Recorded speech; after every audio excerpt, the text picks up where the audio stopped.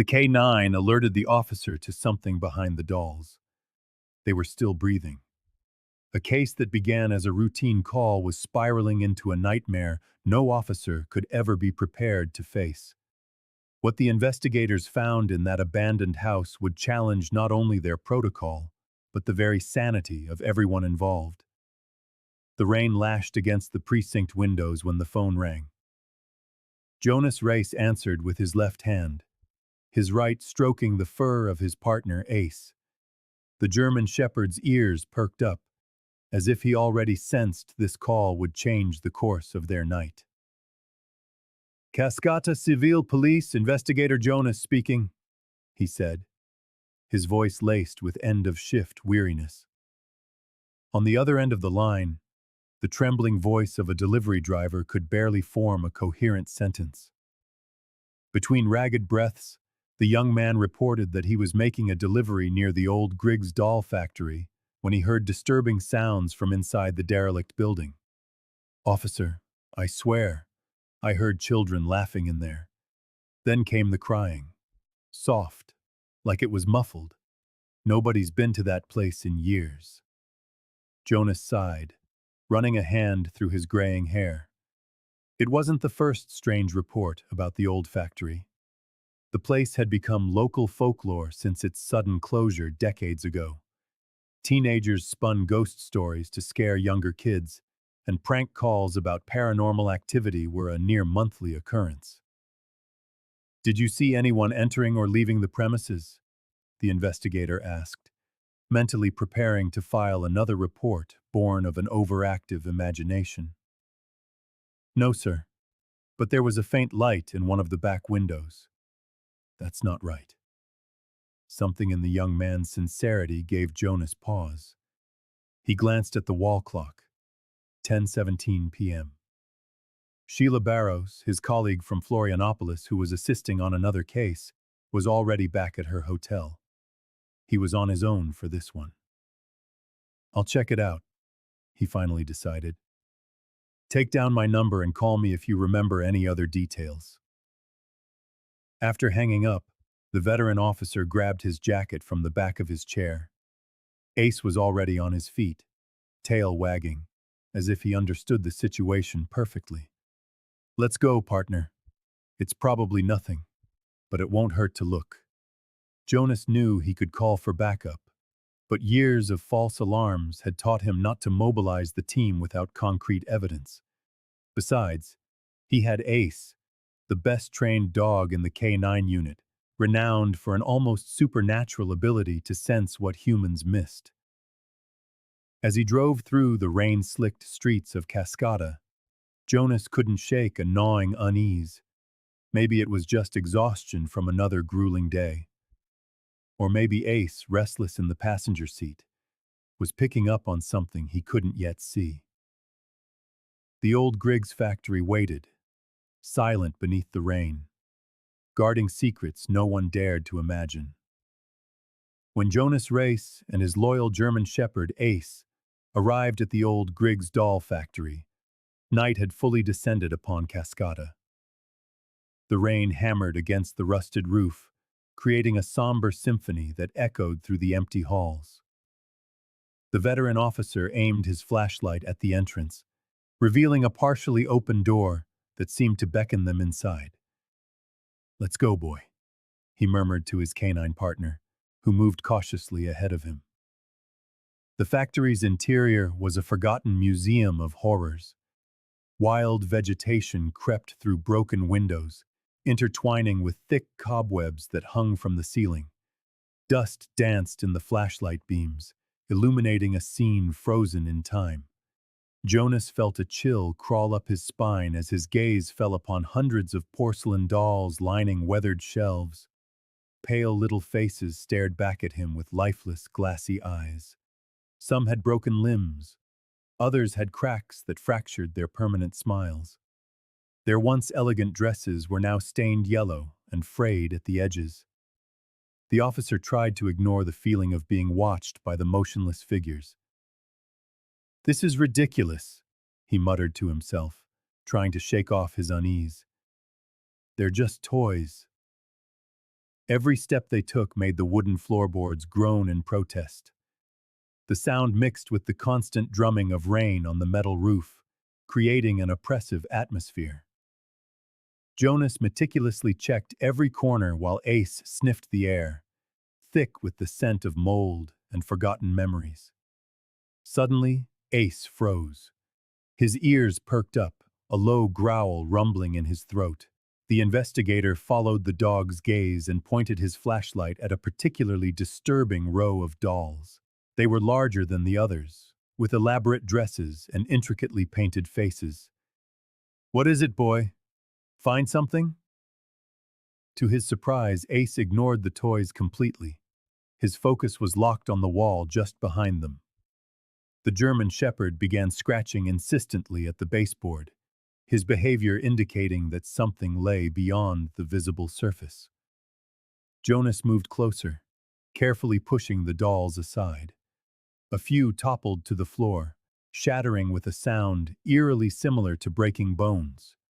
The officer examined the wall with renewed focus, running his fingers over the surface as Ace continued to sniff with growing intensity. "There's something here," he murmured, feeling a subtle change in the concrete's texture. Something that didn't belong. Ace's deep growl echoed through the factory's empty corridor. Jonas Reis watched his K-9 partner, his focus absolute. Years of working together had taught the officer to trust the German Shepherd's instincts implicitly. The dog kept his eyes fixed on the cobweb-covered wall, his paws scratching relentlessly at the dusty floor. "What did you find, boy?" Jonas murmured, approaching with caution. His experienced fingers traced the uneven surface of the concrete until he felt it. A subtle difference in texture. Pressing gently, he felt one of the panels give way beneath his touch. It was loose. Heart pounding, Jonas checked his flashlight in his pocket and illuminated the panel's edges. A thin layer of dust had been recently disturbed. Someone had been here. The investigator braced his shoulder against the surface and pushed, revealing a narrow opening, barely wide enough for an adult, but large enough for a child. Ace barked, eager to press forward, but Jonas held him back with a firm command. "Wait." His flashlight beam sliced through the darkness of the secret compartment, at first revealing only stacked boxes and scattered rags. Then, the light landed on something that should not have been there. A little girl. Motionless. Her pale skin was coated in a layer of white makeup. Her hair, styled in perfect curls, framed a face that looked like it belonged in a toy store window. She wore a frilly dress, stained and soiled, identical to those on the dolls in the abandoned factory. For one terrible moment, Jonas thought he was looking at another mannequin. Then he saw it. The almost imperceptible rise and fall of her chest. A faint, ragged breath, desperate for air. "My God," he whispered, carefully stepping into the cramped space. He drew closer to the child, noting how her brightly painted red lips contrasted with her artificial pallor. Her eyes were half closed, her heavy lids struggling to stay open. Ace followed him in, sniffing the air anxiously. The dog approached the girl and then did something Jonas had never seen him do on a case. He gently licked her limp hand. "You're safe now," the officer murmured, checking the child's vital signs. Her pulse was weak, but it was there. "I'm getting you out of here." As he reached for his radio to call for backup and medical assistance, Jonas realized with dawning horror that the stains on her dress weren't just dirt. They were dried blood. And in the corners of the small space, larger boxes suggested there might be more victims hidden within the bowels of the Griggs factory. Jonas's heart hammered against his ribs as he stared at the still girl. Her eyes, though half closed, held a silent plea for help. With trembling hands, he keyed his radio, requesting backup and an ambulance with urgency. "I've found a child. Repeat, we have a living child," he whispered, trying not to startle her. "Stand by for instructions on a full sweep of the location." While he waited, Jonas moved cautiously closer. The girl was made up like a porcelain doll, with exaggerated blush on her pale cheeks and red lipstick on her dry lips. Her frilly white dress was covered in stains of dirt and damp. "You're safe now," the veteran officer murmured, noting how she held herself with an unnatural rigidity. "No one is going to hurt you anymore." Ace remained on high alert, sniffing the air with intensity. He suddenly pulled away, darting towards another corner of the abandoned factory. Jonas understood the signal immediately. There were more. Within 20 minutes, the old Griggs factory was transformed into a major police operation. Officers swarmed the decaying property, guided by the sharp barks of the trained K-9. Sheila Barros arrived from Florianopolis and immediately took command of the search, working in sync with Jonas. "We found another!" an officer shouted, revealing a compartment hidden beneath a shelving unit. A boy, around 7 years old, was curled up inside a modified drawer, struggling to breathe. The most disturbing discovery came when Ace began pawing insistently at a life-size doll on a display pedestal. Prying it open, investigators found a child, no older than 5, curled in a fetal position inside the hollow shell.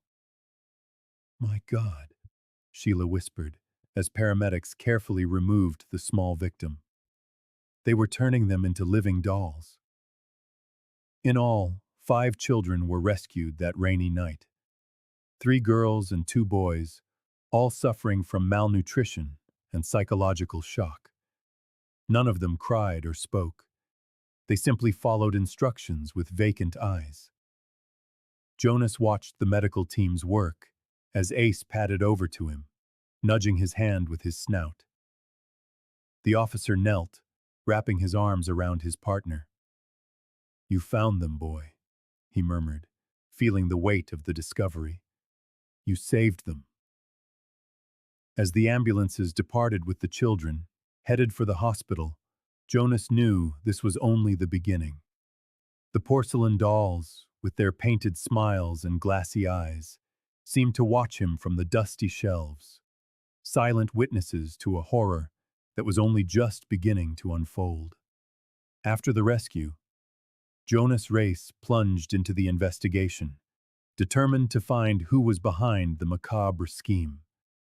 The first lead came from city records. The factory's original owner, a 79-year-old woman named Malene Griggs, was still alive and residing in a nursing home in Florianopolis, seemingly unaware of the horrors unfolding on her old property. When the officer and Sheila Barros arrived at the institution, they found a frail, elderly woman whose eyes widened in surprise at their visit. "I sold that place years ago, but I kept the name for contractual reasons," Malene explained, adjusting her glasses on her thin nose. "After that, I just rented the space out." Flipping through a folder of yellowed documents, the woman found the rental agreement. "Happy Minds MT," she read aloud. "They said they were opening a recreation center for underprivileged children. I thought I was doing something good." Her trembling finger pointed to the signature at the bottom of the document. Just the initials, RJ, stamped in blue ink. Back at the precinct, Sheila cross-referenced the information with federal tax records. The company was a ghost, existing only on paper, with a fiscal address listed as a P.O. box in Joinville. More disturbingly, over the past 3 years, at least 9 similar companies, with names like Happy Corner, Children's Embrace, and Smile Therapy, had been registered in different cities across the southern region. "All the contracts follow the same pattern," Sheila noted. spreading documents across the table. Always signed with the initials RJ, but always in a different hand. Jonas spent hours analyzing the connections. Each company operated as a child therapy or recreation center, offering free or low-cost services in low-income neighborhoods. They all had different tax IDs, but the same modus operandi. They lure in vulnerable children through seemingly legitimate services, Jonas concluded, while Ace rested at his feet. Then they select a few and make them vanish from the system. An officer brought in another folder. We found this in the factory's files. It was a notebook filled with evaluations of the children. Obedient, quiet, resilient. The classifications were cold, clinical, as if they were describing products, not people. As the night wore on, Jonas grasped the true scope of the case. He wasn't dealing with a lone criminal, but a highly organized network operating under a code name. RJ wasn't a person. It was an entire organization, spread across multiple cities with numerous agents. We need warrants for every one of these addresses, he said to Sheila, who was already typing furiously on her laptop. And protection for the children who are still attending these places. This was just the tip of the iceberg. At the Cascada Municipal Hospital, Jonas Reis watched the children through the glass of the observation room. They sat motionless, like the dolls they had been found among. Their eyes, though open, seemed vacant, devoid of any natural childhood emotion. They aren't reacting as we'd expect, explained Dr. Marcia Fontes, the psychologist in charge of the case. When we offer them toys, they show no interest. They don't cry when they're hungry or uncomfortable. They simply wait. The officer felt a knot tighten in his throat. Isabella, the first girl rescued, sat perfectly upright on her bed, hands on her knees, staring blankly at the wall ahead. When a nurse entered and asked her to drink some water, the child obeyed mechanically, without question or resistance. What did they do to them? Jonas asked, his voice betraying the rage he was trying to contain.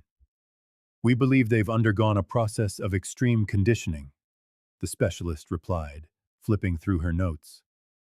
We're calling it programmed immobility. It's a form of psychological training where fear and obedience are reinforced until the victim completely loses their autonomy.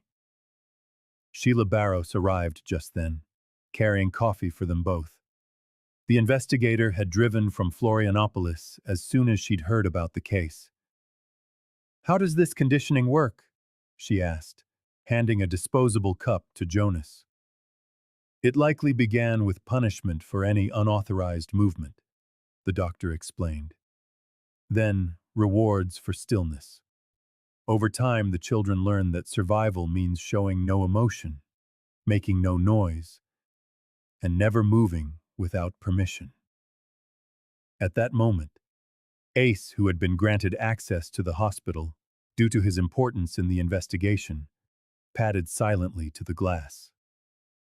The German shepherd observed the children with an almost human attentiveness, as if he could sense the invisible trauma that shrouded them. He seems to understand, Sheila commented. Dogs detect subtle changes in behavior and stress-related sense, Jonas explained, stroking his partner's back. Ace is probably picking up on something our best equipment would miss. Dr. Marcia sighed heavily. The most disturbing part is that this kind of conditioning doesn't happen overnight. We're talking about weeks, maybe months of systematic trauma.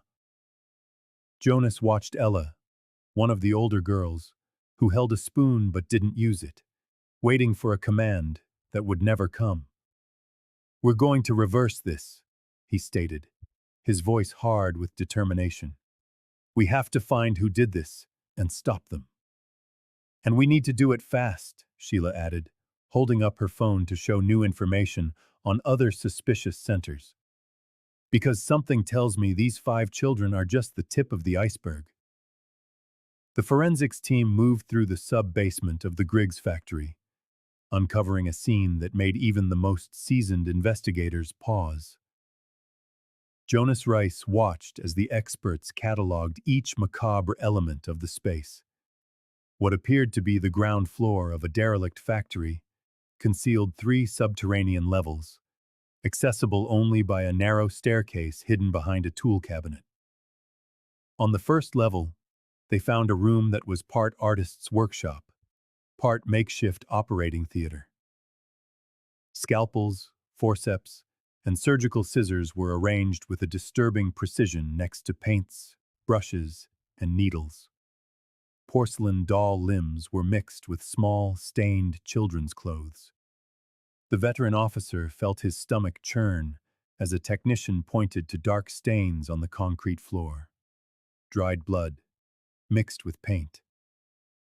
They were turning them into living dolls, murmured Sheila Barros, who had driven from Florianopolis to assist. Not just psychologically, but physically. The second level contained small beds, each fitted with leather restraints. On the walls, childish drawings contrasted sharply with desperate scratch marks gouged into the concrete. Jonas noticed that Ace, his loyal German shepherd, was growing more agitated, his nose twitching as he scented the air with increasing intensity. It was on the third and final level that the dog bolted, lunging toward a heavy metal door. He clawed frantically at the entrance to a refrigerated compartment, barking with a raw urgency. When they finally managed to pry the heavy door open, a wave of frigid air escaped like a macabre sigh. "My God," whispered one of the forensics officers. Inside, they found the body of a man in his 40s, his corpse bearing the clear marks of torture. He was dressed in a maintenance worker's uniform, but carried no identification. Next to the body, a cassette tape labeled Training Tape 001 was placed neatly on a metal shelf. Jonas watched Ace, who continued to sniff around the grim discovery, his body tense. The investigator knew his K-9 partner was perceiving something beyond the obvious. Perhaps the lingering scent of fear embedded in the walls, or the chemical traces of sedatives used on the children. "We need to analyze this tape immediately," Jonas said, carefully placing the cassette into an evidence bag. "And identifying this man might be our first solid lead." As they ascended back to the surface, Jonas couldn't shake the feeling that they were only just scratching the surface of something far larger and far darker than they had ever imagined. In the makeshift lab at the police station, Jonas Reis connected an old tape recorder and inserted the cassette. Sheila Barros and 2 technicians watched in tense silence. The veteran officer adjusted the volume as Ace, his German shepherd, slunk under the table, as if sensing the horror that was about to be unleashed. The initial hiss of static gave way to a male voice, deliberately distorted by a modulator. "Compliance Protocol Series 1. Begin recording." The team exchanged uneasy glances as the recording continued with meticulous clinical detail. Phase 1. Sensory isolation. Subject is to remain in a lightless environment for 72 hours. Minimal sustenance. No human contact.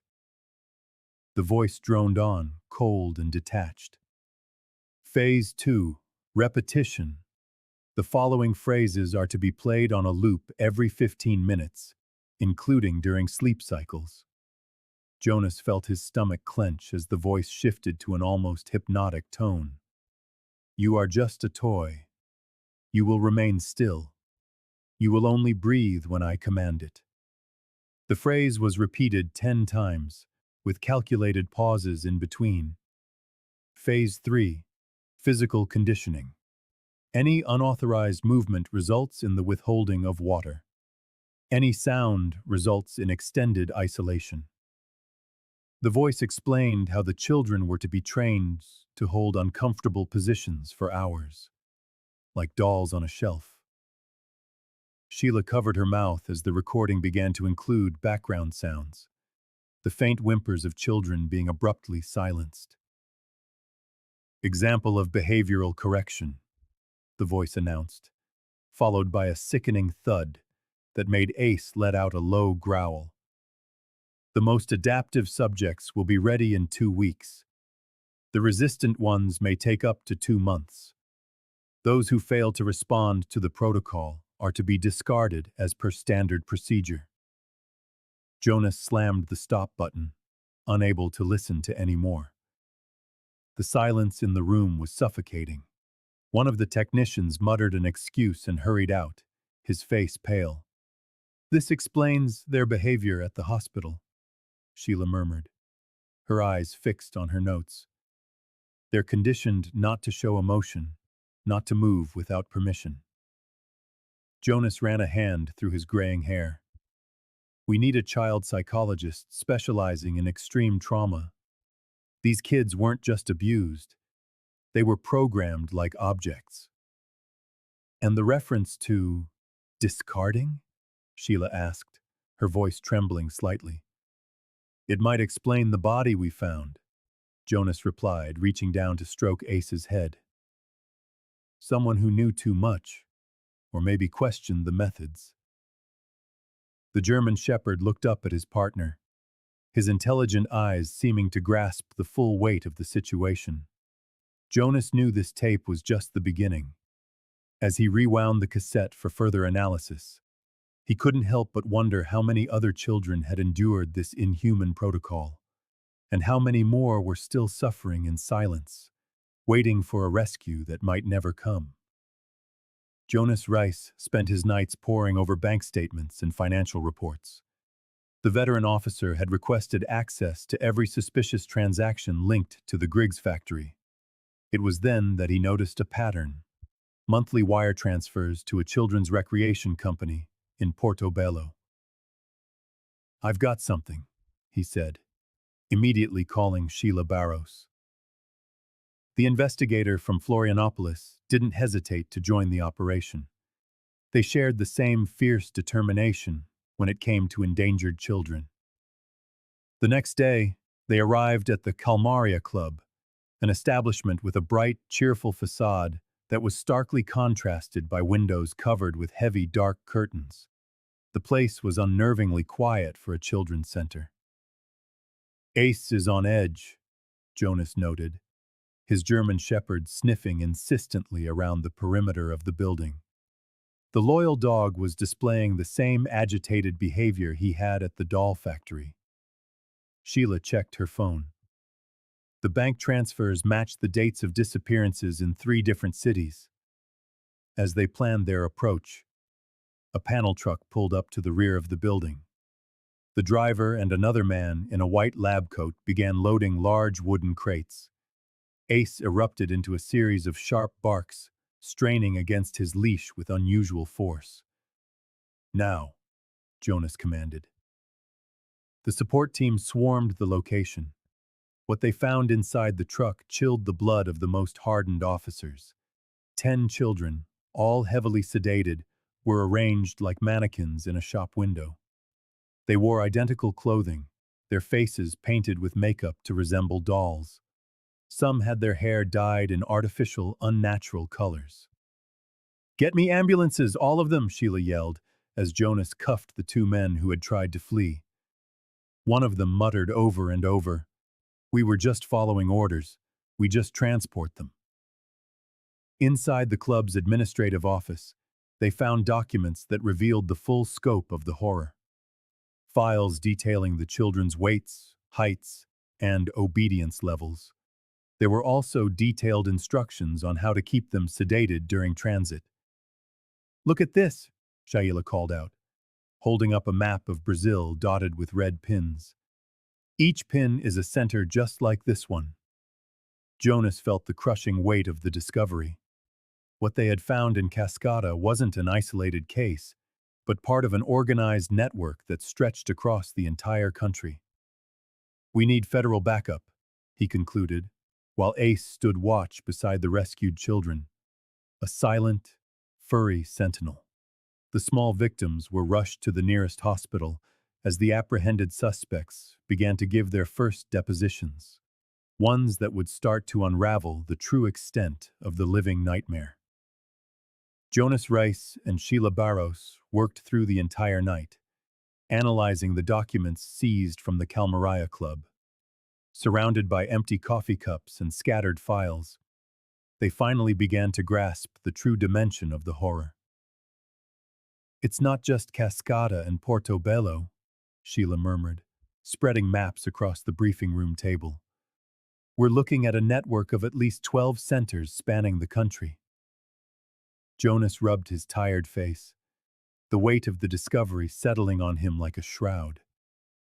The documents revealed a meticulously organized operation: fake child therapy clinics in Rio Grande do Sul, clandestine daycares in Sao Paulo, recreational centers in the Northeast. Each operated under a different business name, a different facade, but all employed the same perverse methodology. Look here, he said, pointing to an expense spreadsheet.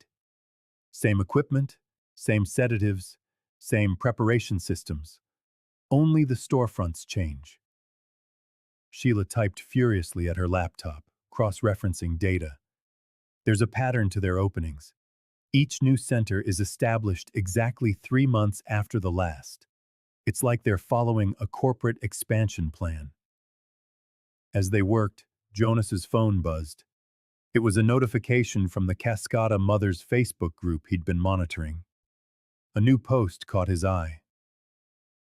Before my daughter disappeared, she stopped crying completely, a mother from Curitiba had written. Even when she fell and scraped her knee, she would just stare at the blood.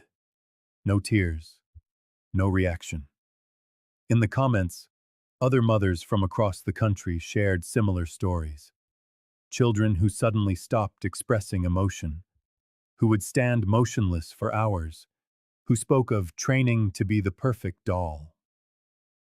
Sheila, you have to see this, Jonas said, turning the screen toward her. The conditioning starts before they're even taken. The investigator nodded gravely. They're grooming them psychologically, maybe during fake therapy sessions. By the time they abduct them, the children are already partially broken. Ace, who had been dozing in a corner, suddenly lifted his head, sensing the rising tension in the room. The German shepherd padded over and rested his muzzle on his partner's hand. We need a national task force, Jonas concluded, stroking the dog's fur. This is bigger than any of us imagined. And every day we wait, more children are being turned into living dolls, Sheila added, already reaching for her phone to contact the federal police. The map of Brazil on the wall, now covered in a dozen red pins, seemed to bleed under the harsh fluorescent lights of the station. The hospital was a whirlwind of controlled chaos when Jonas Reis arrived. Doctors and nurses hurried through the corridors as the newly rescued children underwent examinations. The officer watched it all with weary but vigilant eyes. Ace, his loyal companion, sat at his side, ears swiveling, catching every sound in the tense environment. We need to talk, said Dr. Marcia, her expression grave as she approached him. We found something disturbing. She led Jonas into a private room and presented a small, tightly folded piece of paper. It was in the youngest girl's mouth, Isabella. She had it hidden under her tongue. Jonas pulled on a pair of procedural gloves and carefully took the damp paper. As he unfolded it, a chill traced its way down his spine. The message, written in letters cut from a magazine, was stark and clear. Only 5 this time. You've disappointed me, Jonas Reis. When was this found? He asked, his voice low and tight. During the oral exam.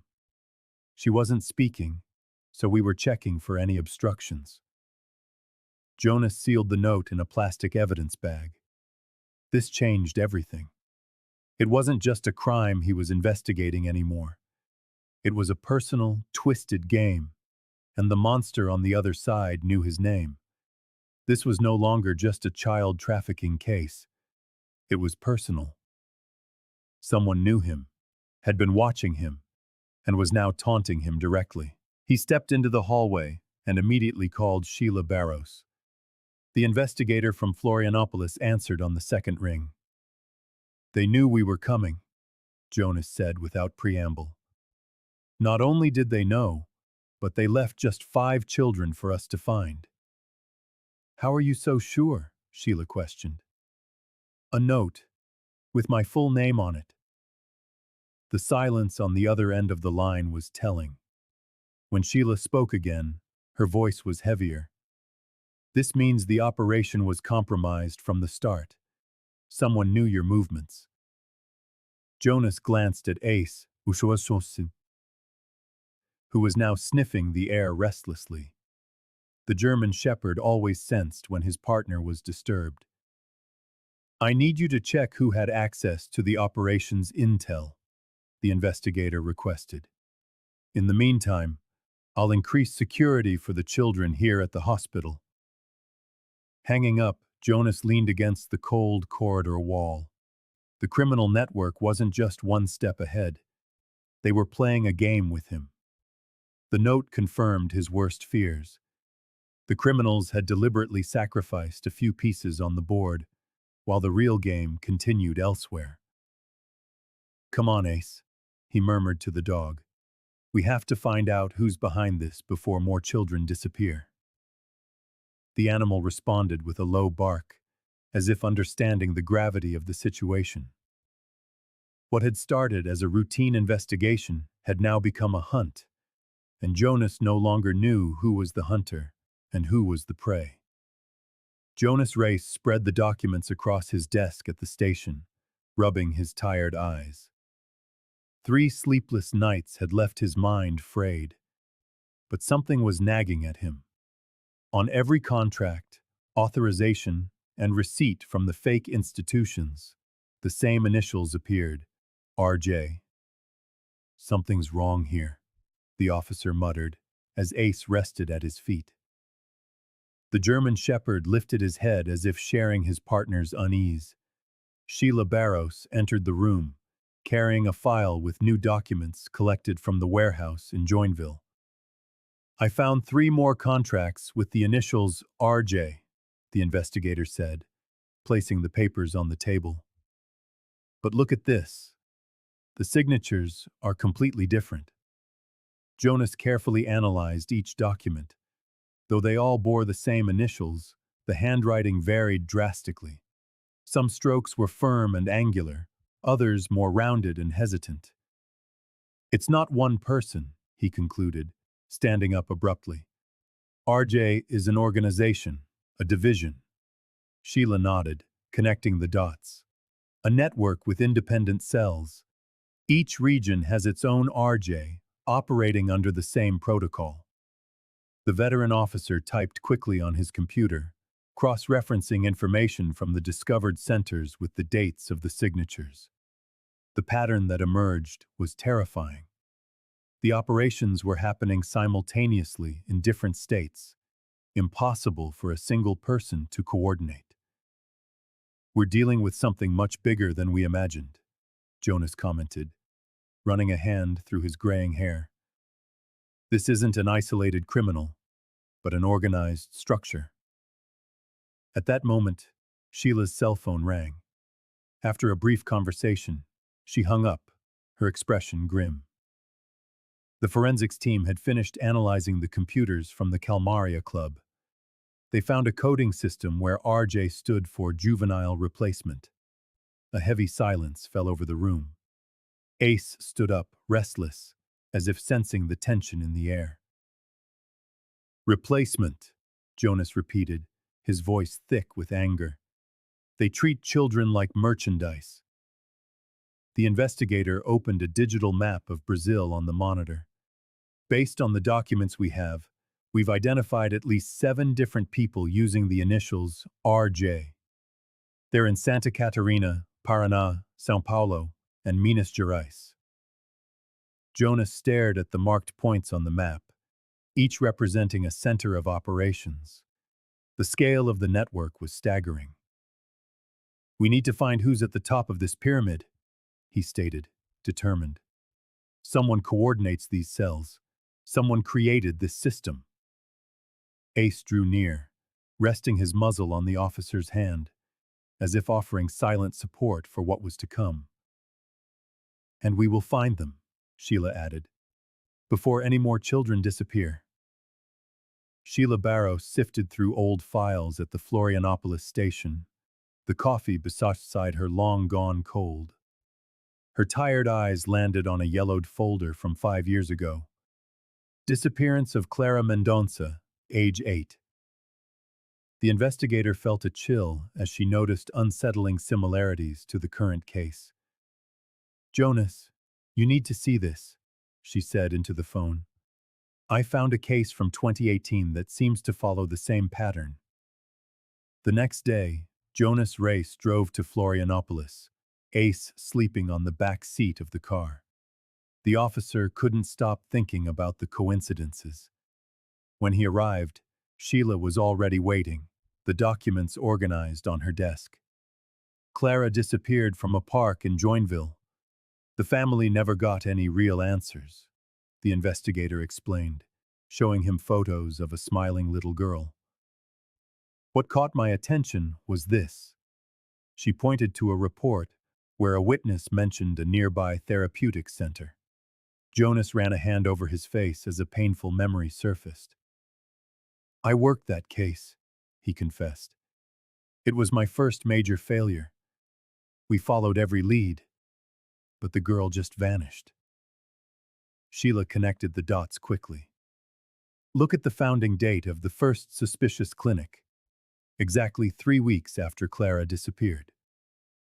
The officer examined the documents, his eyes catching the initials RJ on an old form.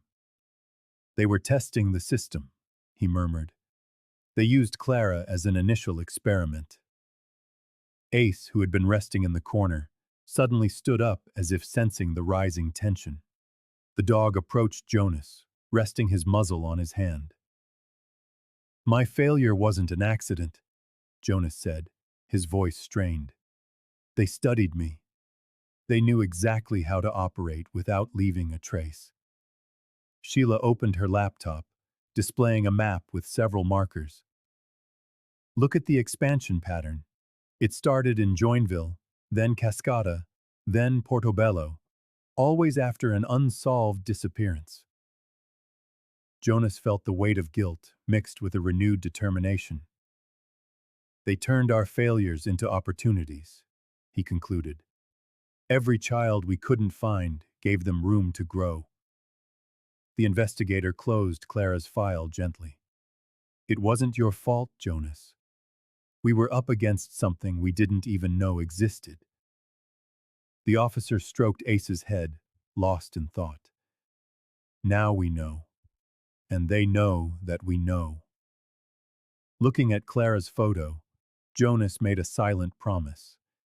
This time, there would be no room for error. At Cascada Central Hospital, Jonas Reis watched Ace through the glass of an observation room. The German Shepherd, normally disciplined and focused, was displaying unusual behavior. When brought near the rescued children, he would tilt his head, let out low whines, and refuse to leave their side, especially that of Isabella, the first girl found at the factory. I've never seen him act like this, the officer commented to Dr. Marcia Fontes, a veterinary behaviorist who had been called in to evaluate the dog. Service dogs like Ace possess sensory capabilities that go far beyond what we can imagine, the specialist explained, as she watched the animal gently sniff one of the children's arms. They can detect chemical changes in sweat, breath, and even hormones released during extreme stress. Sheila Barros entered the room, carrying the children's medical reports. The investigator had spent the night analyzing documents found at the warehouse. The toxicology reports show traces of sedatives in their blood, but also something else the doctors can't identify, she said, handing the files to Jonas. Just then, Ace began to circle around Ella, one of the girls most affected by the trauma. The dog sniffed the air around her intensely, as if following an invisible trail. He's picking up on trauma markers, Dr. Fontes suggested. Recent studies show that traumatized individuals release specific volatile compounds that linger in the body for weeks. It's like a chemical signature of suffering. Jonas moved closer to the glass, observing his canine partner intently. Can we use this to our advantage? Without a doubt, the veterinarian replied. If Ace can identify these markers, he can help us understand what kind of conditioning the children went through. Maybe even lead us to other victims. That afternoon, the medical team allowed a controlled test. Ace was taken to different wings of the hospital, and his reactions were documented. He only showed similar agitation when passing the psychiatric ward, where other severe trauma cases were being treated. It's as if he can see the invisible, Sheila murmured, impressed. It's not sight, Jonas corrected, stroking the German shepherd's fur. It's something deeper. He feels their pain. The team decided to incorporate Ace into the children's therapeutic process. His presence brought a calm that no human professional could provide. And for Jonas, it became increasingly clear. His faithful companion wasn't just a police dog. He was a bridge to a world of sensation that humans were only beginning to comprehend. After 5 days in the hospital, Ella finally spoke. Jonas Reis was in the hallway when a nurse called for him urgently. The girl, one of the 5 children rescued from the Griggs factory, had spoken for the first time. When the officer entered the room, he found the little girl sitting on the bed, staring intently out the window. Her brown hair, once held in artificial braids, now fell loosely over her shoulders. She seemed different from the others. Her eyes held a spark of awareness the others had yet to reclaim. He lives in the cold. He sees the ones who don't speak, Ella whispered, without looking away from the window. Jonas approached cautiously and sat on the edge of the bed. Ace, ever watchful, remained at the door, observing the scene with his sharp eyes. Who lives in the cold, Ella? The investigator asked, keeping his voice calm.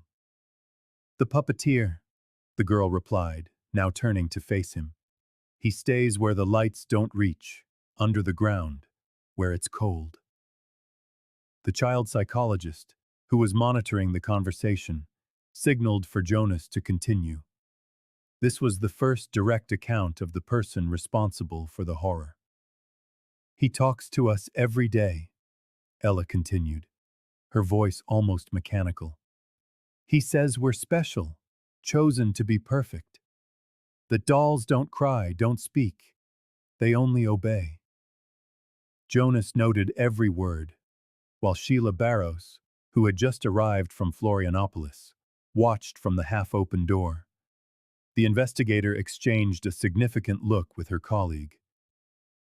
He wears white gloves, the child went on, now nervously fiddling with the edge of her blanket. And a mask. He says it's to keep us from being contaminated by imperfections. When someone cries, he takes them to the cold room, and they only come back when they've learned to be quiet. A shiver ran down Jonas's spine.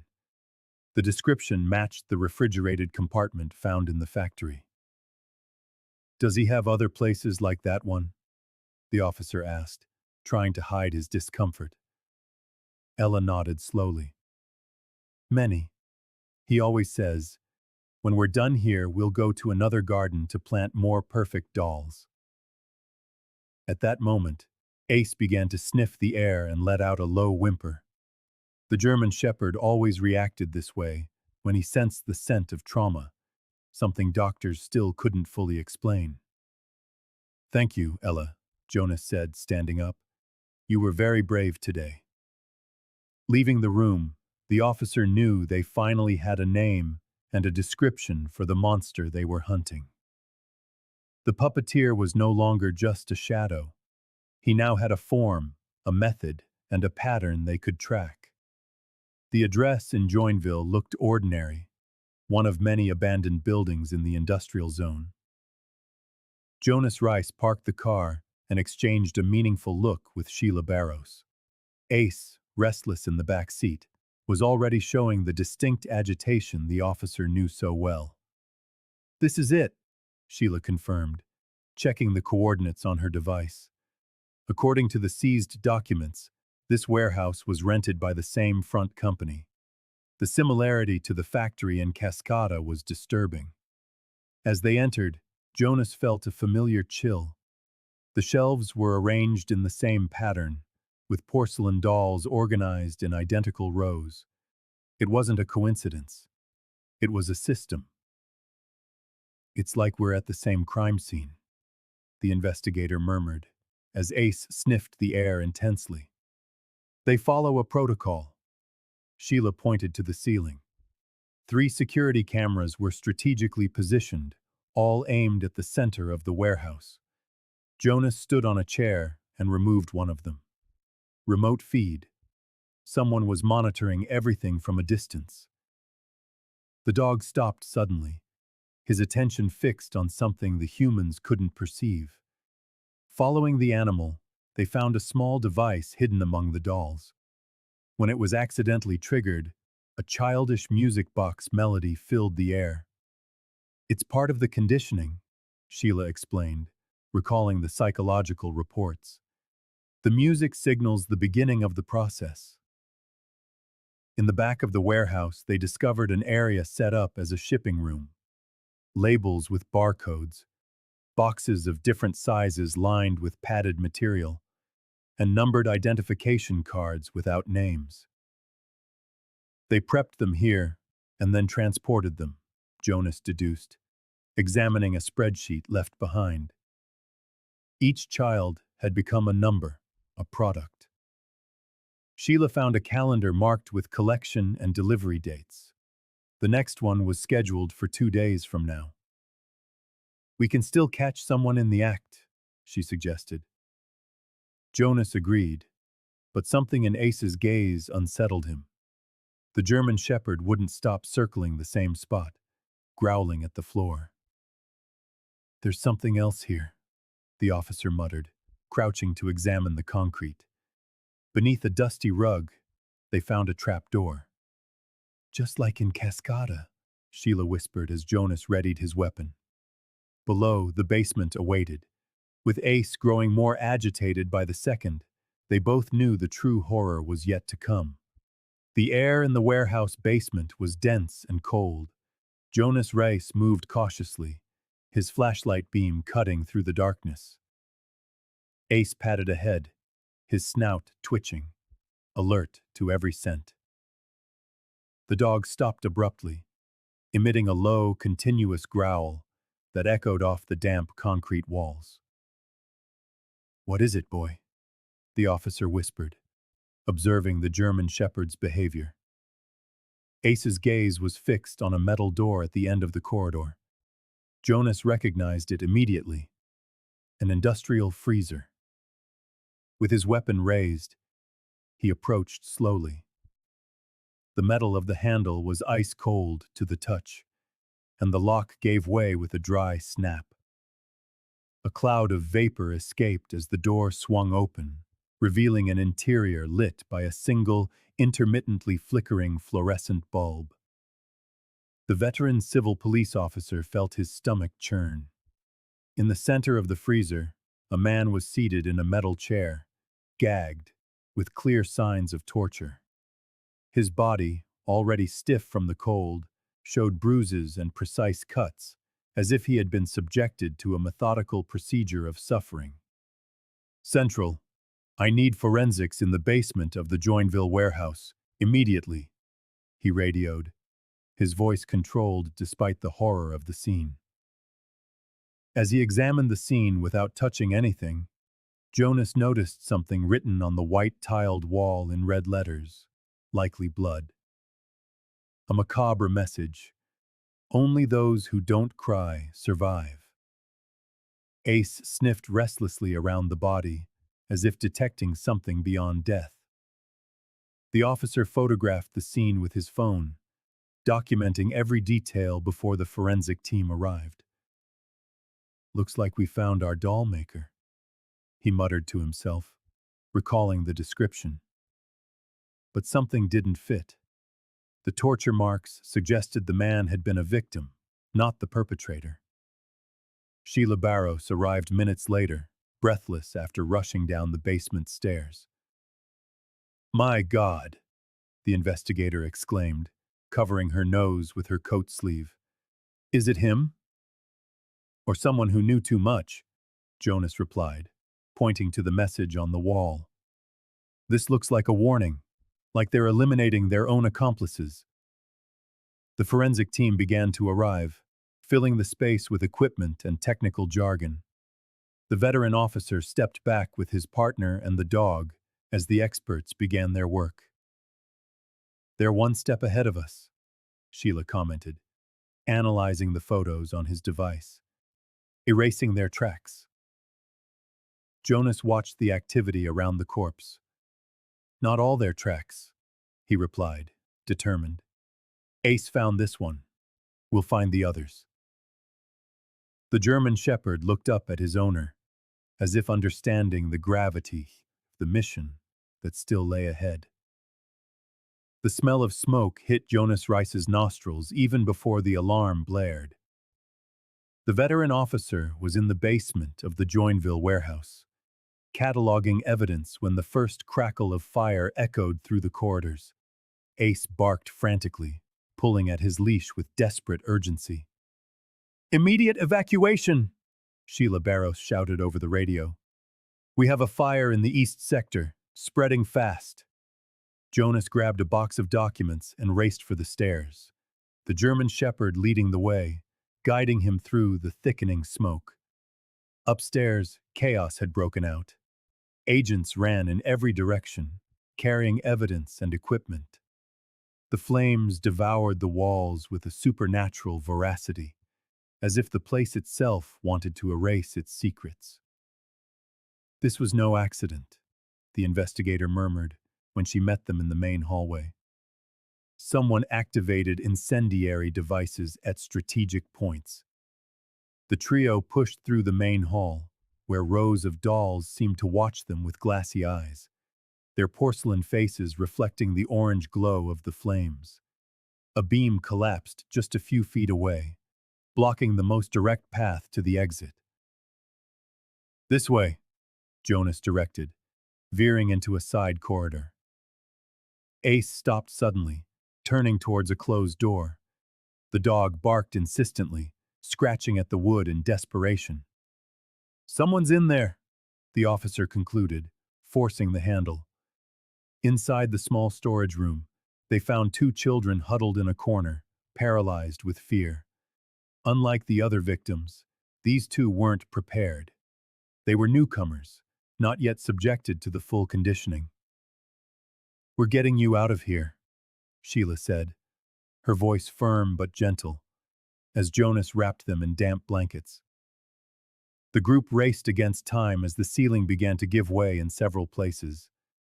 When they finally reached the outside, the warehouse was almost completely engulfed in flames. Paramedics received the children, while firefighters battled in vain against the inferno consuming the structure. Amid the confusion, an agent approached with a hard drive protected in a special case. "We managed to save the files from the main server. Coordinates, contacts, dates." Jonas watched the building collapse with a deafening roar. Black smoke rose to the sky like a monument to the evil it had hidden. The intense heat melted the dolls, twisting their artificial smiles into grotesque, distorted expressions. "They burned the evidence," he murmured, "but not all of it." Ace nudged his hand with his snout, as if offering comfort. The officer knew this fire wasn't an end, but merely a separate attempt to cover their tracks. In his hands, the saved files pointed to other centers still active, other places where children awaited rescue. The city of Cascata was no longer the same.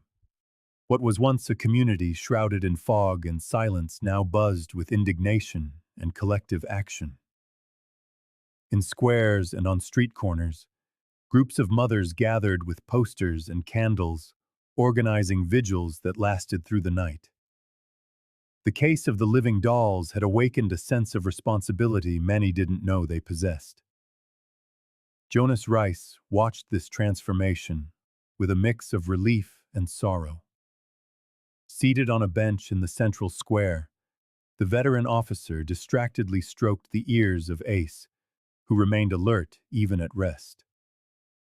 A woman approached timidly, holding a small, folded paper. "My son drew this for you," she said, handing it over. "He says he can sleep now, knowing you and your dog are protecting the city." The investigator unfolded the drawing with tired hands. A man and a German shepherd, rendered in childish strokes, facing monsters shaped like dolls. He thanked her with a faint smile, but his heart was heavy. For every child saved, how many were still lost? At City Hall, concrete measures were being implemented. The mayor had called an emergency meeting and established the Open Eyes Protocol, an immediate alert system for missing children. Every school in the region now had detailed records and updated photographs of its students. Sheila Barros arrived at the square, carrying 2 cups of coffee. The investigator from Florianopolis had decided to stay in Cascata for a few more days. "Just got the news," she commented, handing one of the cups to Jonas. 3 neighboring cities have already adopted our search protocol, and photos of the still missing children are being distributed throughout the state. Jonas's phone vibrated. It was a message of thanks from Isabella, the first girl they had rescued. She was still in psychological treatment, but was beginning to talk more, even smile occasionally. Small victories that kept the officer going, despite the exhaustion that seemed to seep into his bones. That night, as he walked with Ace through the streets of Cascata, Jonas noticed the lights on in almost every house, a stark contrast to the darkness that had once dominated the city. Residents greeted him. Some offered words of gratitude. Others simply gave a respectful nod. Though exhausted, he knew his work was far from over. The initials RJ continued to haunt his thoughts, and the mystery of the doll maker remained unsolved. But for the first time in a long time, Jonas didn't feel alone in this fight. The entire city had awakened, and that, in itself, was a victory. Jonas Reis sank into the worn-out sofa in his apartment, feeling every muscle in his body protest after weeks of intense investigation. The digital clock read 3:40 a.m., but sleep seemed a distant reality. Beside him, Ace dozed restlessly, his paws twitching as if still chasing invisible clues. The officer ran a hand through his graying hair, thinking of the rescued children. Isabella and another girl had begun to respond to psychological treatment, but the other 3 remained trapped in their programmed silence. Small steps forward that did little to lighten the weight on his chest. His phone vibrated on the coffee table. A WhatsApp message from an unknown number. Jonas felt his stomach clench as he opened the image. A colorful, cheerful facade with rounded letters announcing, "Rainbow Play Center, coming soon, Balneario Camboriú." Below it, just 2 emojis, a doll and a clock. "Damn them," he muttered, sitting up straight. The sudden movement woke Ace, who padded over to the device, sniffing at the screen. The German shepherd let out a deep growl. the same one he made in the factories when he found the hidden children. A canine instinct that surpassed any investigative technology. Jonas photographed the screen and immediately forwarded it to Sheila Barros. Even at that hour, the investigator replied within minutes. Already checking the registration. Looks like they've learned from their mistakes. The paperwork is flawless this time. The veteran officer stood and walked to the wall, where he'd improvised a map of the state. Balneario Camboriú was less than 200 kilometers from Cascata, strategically positioned for tourism, high traffic, children from various regions. The perfect setting for the RJ network to operate without raising suspicion. Ace came closer, resting his snout on his human partner's leg. Jonas stroked the dog's head, finding in the simple gesture the strength he needed. "We're going to get them, buddy. All of them." The officer sent another message to Sheila. "We need to set up surveillance before it even opens. No official warrants yet. Just us." While he waited for a reply, Jonas looked at the opposite wall, where he had pinned photos of the rescued children. Their empty eyes, like those of porcelain dolls, were slowly beginning to regain their light. But how many others were still waiting, hidden in false walls, in freezers, in disguised basements? The phone vibrated again. Sheila confirmed. She would be in Cascata by dawn to plan the operation. Jonas Reis knew he wouldn't sleep again that night. As long as dolls with open eyes hid real children, as long as the doll maker and the RJ network continued to operate in the shadows, his work was not done. And Ace, his faithful four-legged partner, was already alert, ready for the next rescue.